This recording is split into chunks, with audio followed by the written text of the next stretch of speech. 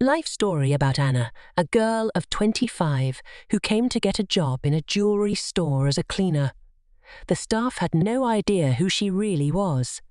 Having inherited her father's business, the rich girl decided to check out the employees and got a job as a cleaner in the store. And when the director accused her of stealing, "Welcome back to Tail Track. I am excited to share a new story with you. Let's get started." Outside, it was a damp autumn day, with a light drizzle enveloping the city, bringing a melancholic mood with the slow drift of leaden clouds. A young woman, around 25 years old, entered one of the jewelry stores in the large metropolis. Her appearance revealed her poor and humble origins. Cheap shoes, worn-out jeans, a shabby jacket under which she wore a grey sweater with a large collar, and a hat that looked like it belonged to a child, with ears and a big pomp. Yet, this did not mar Anna's appearance, as she was quite attractive, with luxurious blonde hair, large, expressive blue eyes, and charming freckles on her flushed cheeks, combined with her well-proportioned face, model-like slenderness, and slightly pointed nose. Her appearance was memorable and drew the attention of men. There was nothing surprising about the job hunt itself. Anna, a newcomer to the regional centre, was simply desperate for work. She pushed open the first door she saw and asked for any available position. The store's strict manager, Josh, was a large and imposing man dressed in a formal black business suit. He looked at the provincial girl with disdain and asked a few leading questions. "How old are you? Where are you from?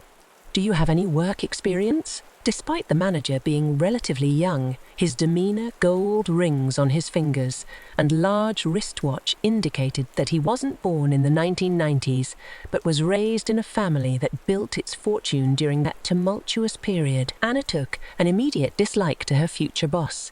However, she had no choice. Her goal was clear: to secure a job here, no matter what.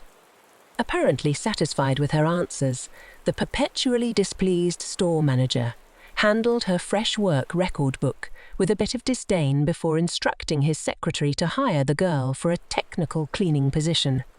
Despite having another vacant position as a salesperson, Josh, being an experienced businessman, understood that such a plain girl would likely repel customers rather than sell even the cheapest necklace. This assumption had a solid basis. This jewelry store was just one in a large chain of similar establishments. Customers came here not only for silver, gold, and precious stones, but also for the high level of service that had to be maintained. After giving the necessary orders, Josh showed Anna the door of his luxurious wood-panelled office and then buried himself in some paperwork. The future cleaner was now under the care of the director's assistant, Victoria.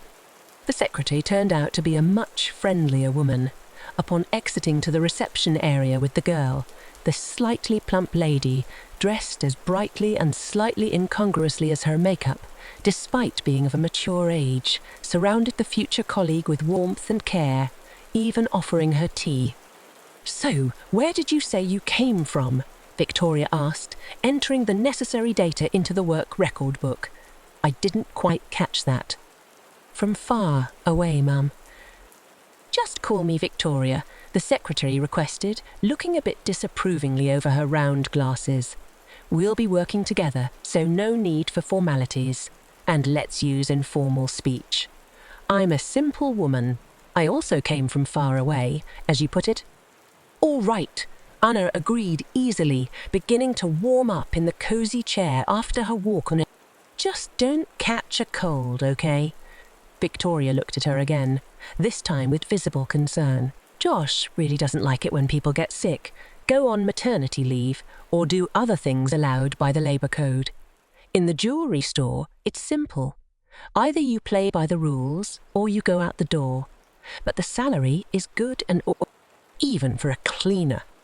Plus, no extra duties. Clean your area and go home. By the way, do you live far away?" "2 streets away," Anna said, taking a sip of the bitter tea and grimacing in clear displeasure. "Oh, don't lie. These are elite quarters. It's unlikely that newcomers can afford to rent an apartment here." "Ah, I meant it figuratively, as I'm not familiar with the city. In reality, I live almost on the outskirts. Anna corrected herself, placing the unpalatable tea on the table. How long has Josh been in this business? Good for you. I respect a direct question. Victoria nodded approvingly. To be honest, Josh only manages this store and 2 other locations nearby. But we have a main boss, the chief of all chiefs of Anne. He owns the business, which has now reached the capital. However, I've heard he's seriously ill, and it's currently being decided who will inherit the business. Are there any candidates? A candidate, Victoria corrected her. He has a daughter who has lived abroad for a long time. No doubt, the business will likely go to her by right. But it's Josh who has the best chance of becoming the main manager of the entire system. The daughter would simply receive or maybe not. It's not that simple with these wealthy folks. I see. Well, if you see, then ask the girls to show you the technical room with the equipment. And tomorrow morning, please be here at 7 sharp. You'll need to clean the entire store before it opens. 2 weeks flew by in the blink of an eye. During this time, Anna diligently and faithfully performed her duties, endlessly scrubbing the endless white floor tiles, fully aware that the next visitor would leave dirty footprints, making her efforts feel like Sisyphus's labor. Some visitors wiped their feet at the entrance, while others walked in, as if deliberately trying to leave as much autumn mud behind as possible. In this regard, the owner's fiancée, Irina, was the most disliked by the young cleaner. Irina was a hysterical, tall peer of Anna, famous for winning first place in a local beauty contest. Because of this, the director's fiancée insisted on being called Irina and demanded to be treated almost as an equal to the manager. The staff referred to her behind her back as the second boss. She made it a point not to wipe her shoes, even seeming to find mud on purpose, before entering the store to create more work for these slackers, as she called all the cleaning staff. Since the entire large staff of the jewellery store, as Victoria had said when hiring Anna, played by the rules, both the salespeople and security guards tried to please Irina. They understood that she could also elevate someone if she Despite Irina and Josh clearly having a lot of money, Irina dressed quite tastelessly, as she had yet to learn how to be both wealthy and elegant. This didn't stop the striking blonde from constantly changing her rings and necklaces products from her fiancé's store, as if trying to emphasize just how much money she had. Anna first encountered Irina in the hallway during her cleaning duties. "Are you the new girl?" Irina asked, wrinkling her nose, clearly seeing herself as the first lady and reveling in her own authority. "Yes, I am," Anna murmured, lowering her gaze. "Good day, Aina. It's nice to meet you. Let's not rush with the pleasantries just yet. But it's good that you're addressing me properly. That's how it should be. So, are you here for a long time or just passing through?" For a long time, the cleaner stammered, feeling herself turning either red or pale. "Of course, with such a salary, and in such a fashionable place." "Oh, I see you've already met." Anna, the director, said, barely remembering the new cleaner's name as he appeared from the stairwell leading to the second floor. "Just don't be too hard on her. She's a diligent girl." "I know such girls." Irina laughed unpleasantly. "Already has a child, probably?" No, not at all. Anna stammered.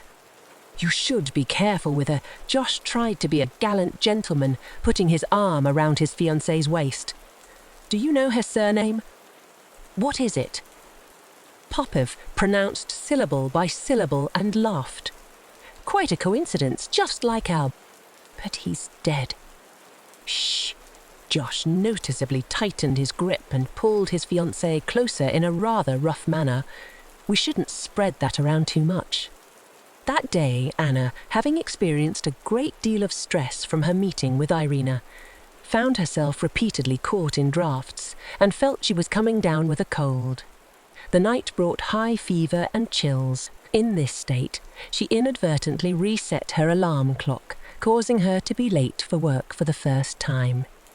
Entering her small utility room unnoticed was impossible. The store was in an uproar over some unpleasant and loud incident. The entire staff had gathered in the main hall, where, in the centre of a small crowd, taking advantage of the early absence of customers, stood Irina. "And I believe," the second lady of the house continued loudly, "that none of you could have taken money from the register. But our new cleaner hasn't been vetted by me yet." She pointed at Anna, and judging by her appearance, someone had quite a good time yesterday on someone else's money. "What? Fear God!" Anna croaked, her voice hoarse. "I just got sick and didn't hear the alarm. I apologize, but only for being late." "All right, we'll figure it out," Josh said, standing not far from his fiancée, gloomily leaning against the counter. "The video recordings will reveal everything." And "No, it wasn't me." Anna shook her head firmly. "In any case, you were late. That automatically means a deduction of 15% from your salary. So be so kind as to make sure the store is spotless in half an hour. I'll escort you to your workroom." Irina smiled dangerously and indeed walked with the worker to the technical room. "Do you have something to say to me personally?" the cleaner asked, waiting for the door to close behind Irina. "Listen to me, you little provincial guest. I'm almost certain you're the one who took the money. You cleverly figured out that one of the registers is in a camera's blind spot. And when the salesperson was distracted by a customer, you managed to grab some cash. How much is missing?" Anna asked wearily, her head beginning to ache terribly. 10,000 and some change. "I can return the money, but I didn't take it." "Return it." Irina snapped disdainfully and left the room. The time until evening dragged on painfully slowly. Anna wanted to drop everything and reveal her true intentions, but the game she had started required patience. In the evening, after closing the store, she warily walked several streets and turned into the courtyard of an elite residential complex. Briefly glancing into a luxurious jeep parked there, Anna removed her annoying wig and wiped off some of her makeup with a wet wipe. "It's okay," she looked at herself in the rearview mirror. "Dad would understand why I'm doing this." Anna was indeed the true daughter of her father, Ivan. For many years, Anna had lived abroad, striving to build her life independently without the help of her domineering father.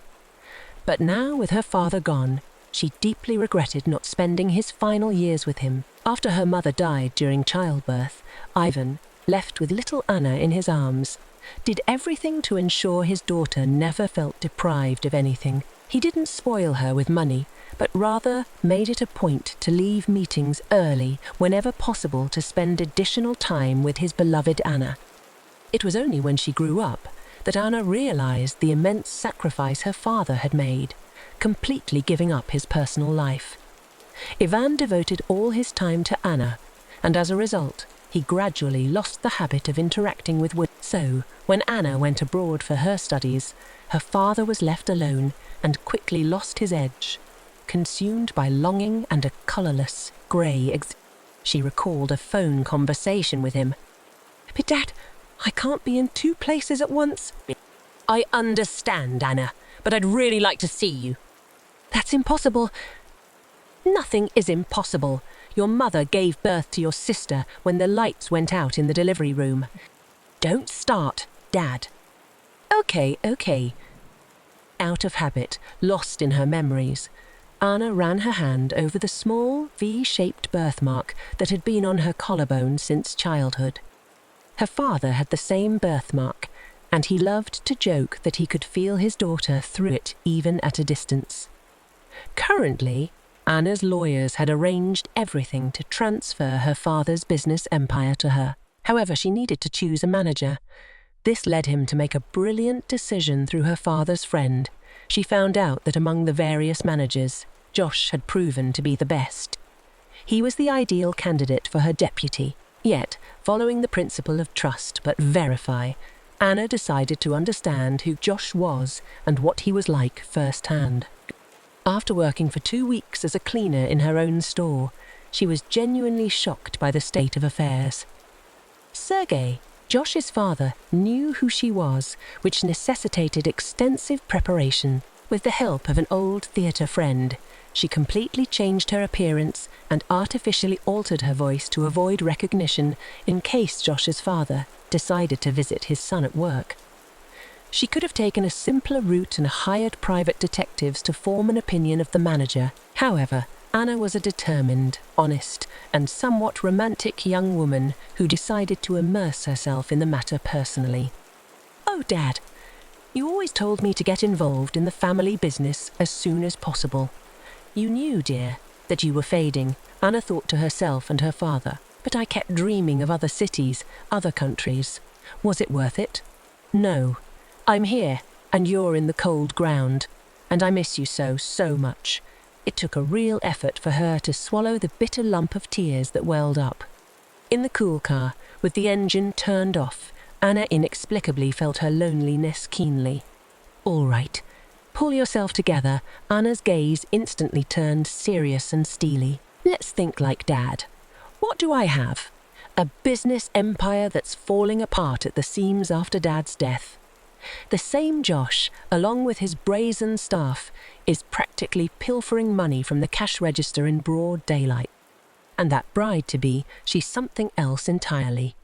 In her thoughts, Anna stepped out of the car and politely greeted the concierge, who courteously opened the doors for the slightly eccentric heiress of a massive business empire. Of course, the elderly man didn't say anything aloud, but he noted to himself once again that today the wealthy girl was dressed even more modestly and incongruously than yesterday and the day before, despite clearly being able to afford any clothing. Upon arriving home, the elite real estate owner turned on the large TV screen, which displayed camera images from all the stores, then found the relevant store and slowly reviewed the morning footage. The robbed cash register was visible in the corner, and indeed, the surveillance camera captured only the cashier forgetting to lock the device, and the cash drawer seemingly rolling out of view. Feeling burning with shame, Anna decided to see what the manager was doing at that moment. To her great surprise, she discovered that Josh's father had visited him even before the store opened. It was impossible to make out anything coherent from the muffled conversation. Waving it off, Anna decided that today was time to rest. Who should I really appoint as my first deputy? In the whirlpool of thoughts in the bathroom, the young girl was engulfed once again. Josh, despite being rough and straightforward, does have the reputation of being a good specialist in his field. Of course, his employees sometimes embezzle, and he completely indulged his Irina. But he didn't squander the entrusted wealth while waiting for the business to wait for me. Maybe I should appoint him as my right hand after all. The final thought echoed weakly in her mind before Anna nearly fell asleep right into the bath. On the verge of forgetting, she made it to bed, exhausted and disconnected, until morning. The next morning, her depleted state of being significantly improved. With a cup of coffee, the girl again reviewed the cameras, including the external surveillance. "Oh, there he is again," the hostess said to herself after sipping her expensive brewed coffee. In the field of view, not far from the entrance to the store, a young, dark-haired man with obvious signs of homelessness appeared, holding a little girl's hand. The man appeared to be barely 30 years old, while the girl seemed to be around 7 or 8, roughly speaking.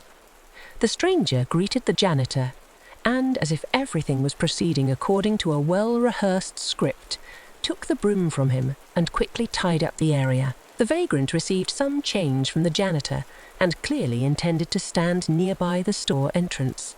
But then Josh appeared in the frame and gestured for the vagrant to leave. "So he's arrived." Anna sighed heavily and began to reluctantly don her despised technician attire, which she pretended to wear. Time to go to work, or we'll end up bankrupt again. But she didn't manage to arrive on time. The same vagrant, despite being chased away by Just Now, returned to the store this time alone, without the girl, placed his cap in front of him, and, leaning against the wall, began to look wistfully at passers-by. The man was remarkably handsome for his situation. His black hair was neatly cropped, about number 3 length, His face featured large, deep, expressive brown eyes. A light stubble on his cheeks lent a touch of ruggedness to his appearance, but his lean face with a slight hint of East features radiated intelligence and acceptance of his fate. Moreover, Anna immediately realized that the man was clad in a sufficiently expensive, dark knee-length coat, which, by the time of the face-to-face meeting with Anna, had completely lost its luster. So young, yet resorting to begging, Anna couldn't help but comment, sincerely disliking adult men who couldn't earn their bread. They could have taken up the same janitorial job. He could.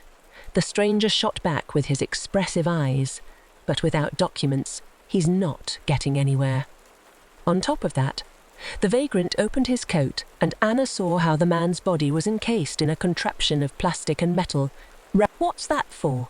the girl asked, more calmly this time. "What for?" The vagrant smirked charmingly, revealing a row of white teeth. "You should ask your director about that." "What do you mean?" "Forget it, girl, and go to work. Life is too complicated to explain all the intricacies of fate to everyone you meet." Anna understood the involuntary rudeness associated with his circumstances, but her professional intuition and sharp mind quickly processed the fragmentary information, correctly suggesting to her mistress that there was something intriguing about the vagrant. That's why, after work, she set off on a short trip around the district in her car, soon braking near the vagrant, who, in the chilly evening twilight, was helping to unload boxes from a small van at a grocery store near the place of their first encounter. "Sir," Anna called out, rolling down the window of her SUV, "can you help me for some money?" "What?" The stranger grimaced in pain, barely placing a lightweight box on the ground and slowly straightening up. It was evident that every movement caused him suffering, considering that the vagrant clearly had a bad back. Despite this, Anna couldn't help but stare at the stranger.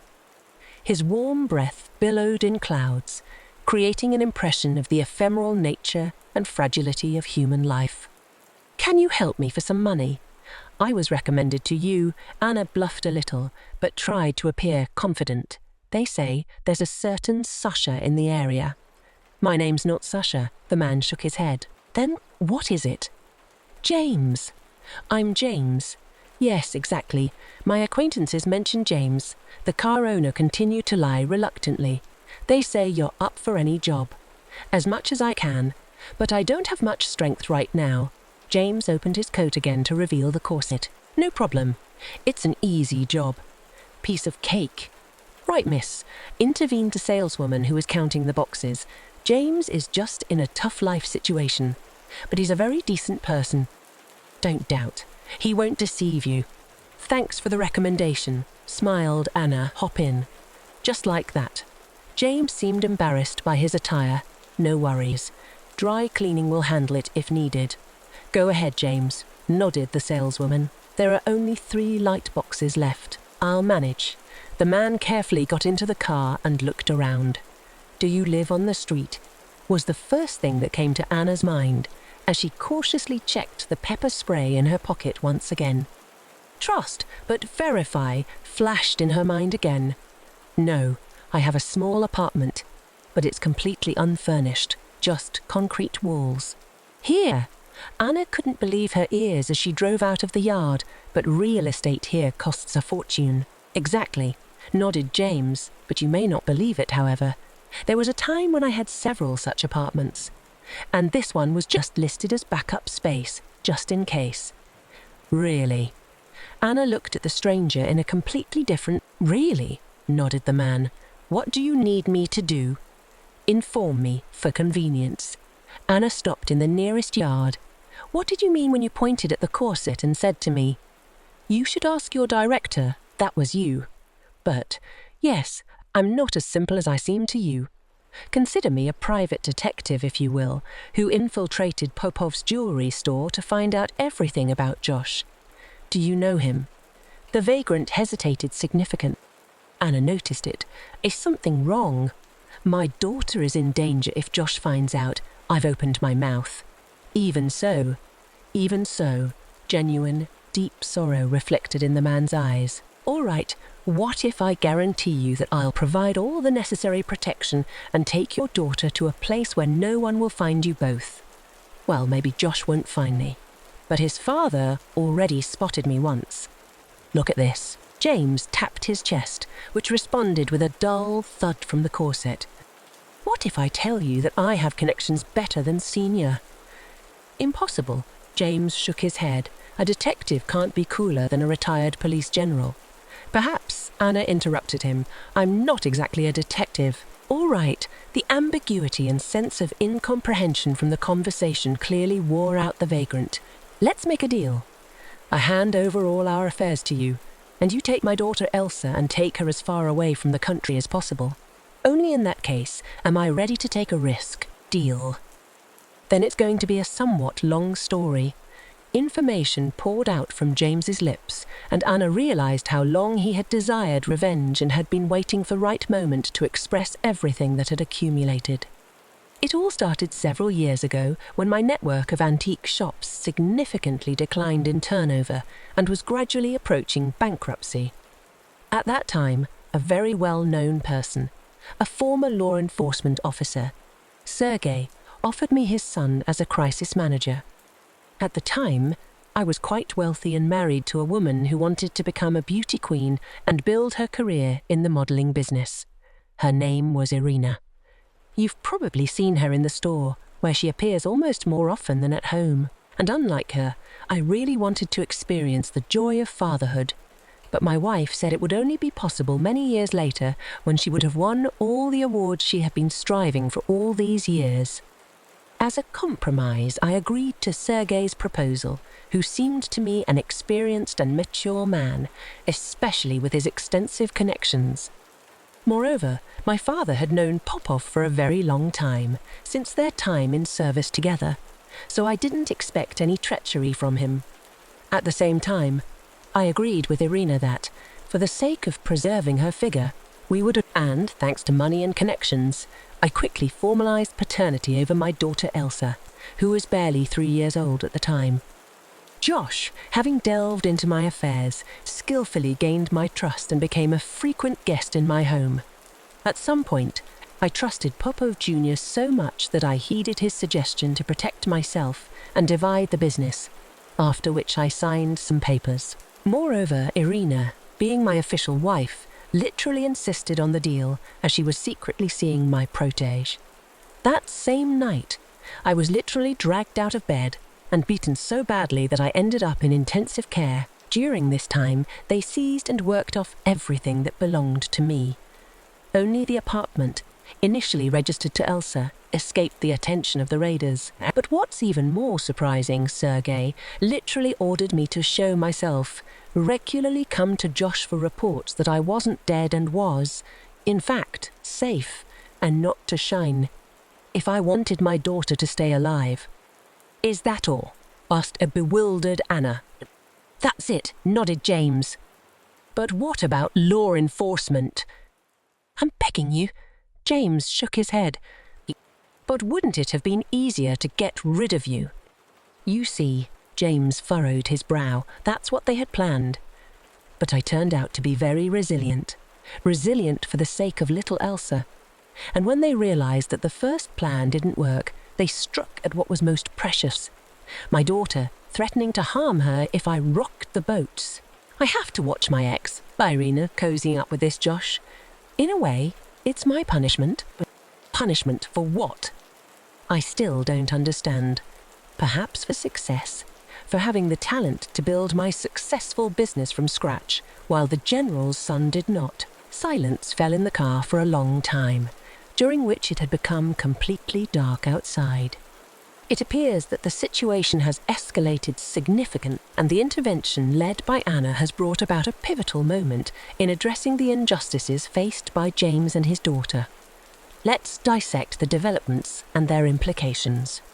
Anna's decisive action to provide refuge for James and his daughter, Elsa, demonstrates astute judgment and a firm commitment to justice. While not a licensed private investigator, Anna's resourcefulness and connections have enabled her to mobilize support from influential individuals associated with her late father's network within the government. This underscores the importance of leveraging personal and professional networks to enact positive change, especially in complex situations where legal avenues may be insufficient or ineffective. The arrival of Anna and her associates at Josh's office marks a significant shift in the power dynamic.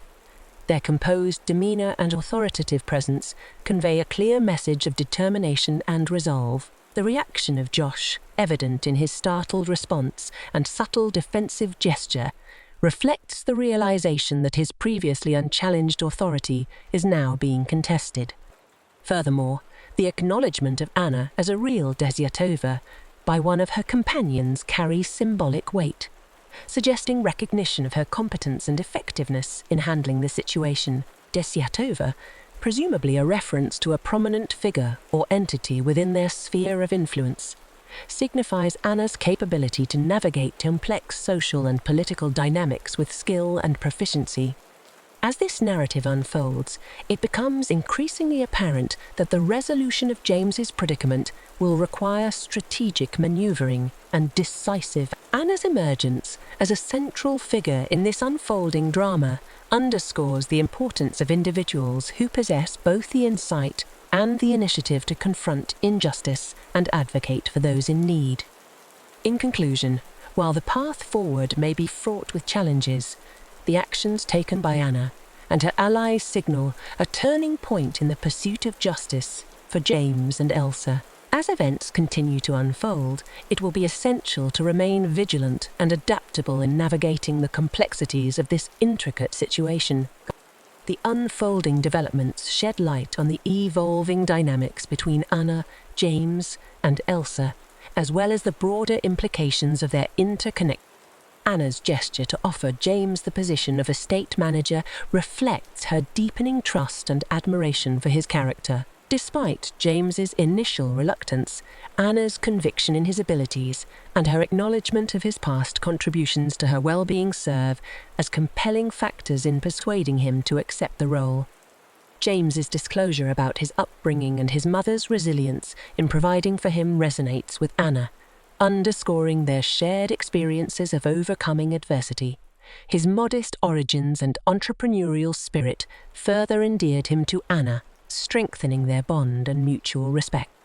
The prospect of meeting Elsa's biological mother and engaging with child welfare authorities introduces a new layer of complexity to their relationship. James's request for Anna to accompany him as a civil partner underscores the trust and reliance he places in her, revealing the depth of their connection and the evolving nature of their bond.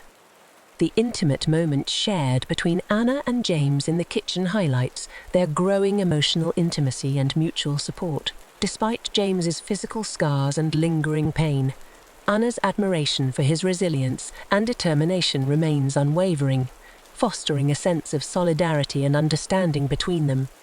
As they navigate the challenges ahead, the bond between Anna and James continues to strengthen, propelled by shared experiences of hardship, mutual respect, and unwavering support. Together, they embark on a journey of healing, resilience, and redemption, bound by a shared commitment to justice and the pursuit of a better future for themselves. And I must learn what it means to be your wife, to portray it in the best possible way.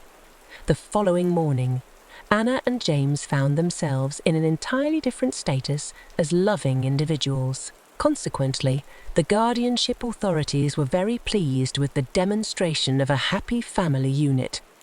The only one enraged was Sarah, Elsa's biological mother, who had lingered in the apartment after the departure of the guardianship representatives.